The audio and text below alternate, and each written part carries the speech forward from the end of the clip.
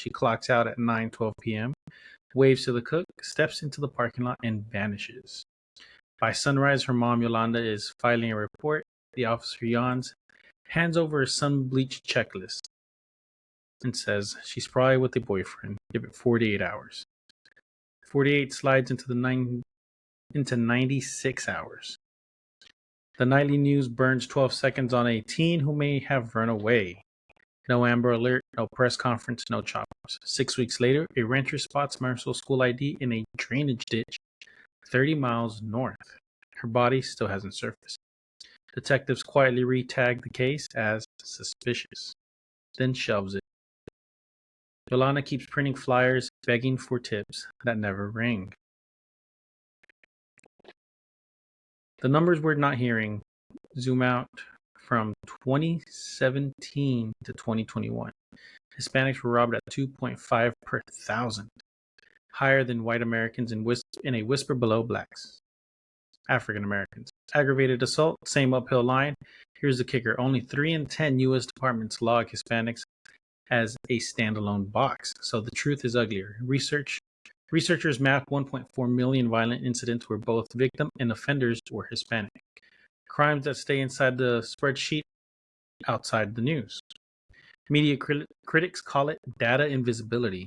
On the ground, it feels like a slammed door. No Chiron, no trending tag, no prime time. Just a WhatsApp forward, church prayers list, and swapping another set of photos. A mother becomes a detective. Yolanda refused the silence. She took a night shift cleaning gig, dumped every extra dollar into billboards, and taught herself FOIA from a library computer. FOIA from a library computer. She found out 3 other Hispanic teens had vanished within 10 miles 2 weeks before Marisol.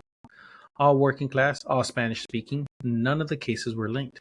So Yolanda knocked on doors, scraped surveillance footages onto a borrowed laptop, and built a color-coded timeline. Had a burp.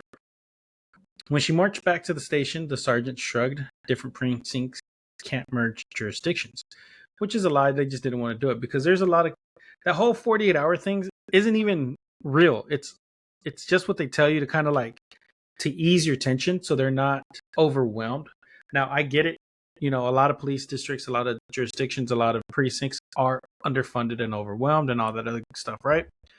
But the way that they handle certain cases is usually just like they will show up, they will appear, because a lot of times it is a runaway kid, a runaway teen, someone just not wanting to be found, and that's why that 48-hour rule came about. But they're not supposed to do that. A lot of places have actual rules and regulations against it now, because there have been so many cases that go cold that never get solved, and not just within the Hispanic community, just across the board, because that 48-hour rule really messes everything up.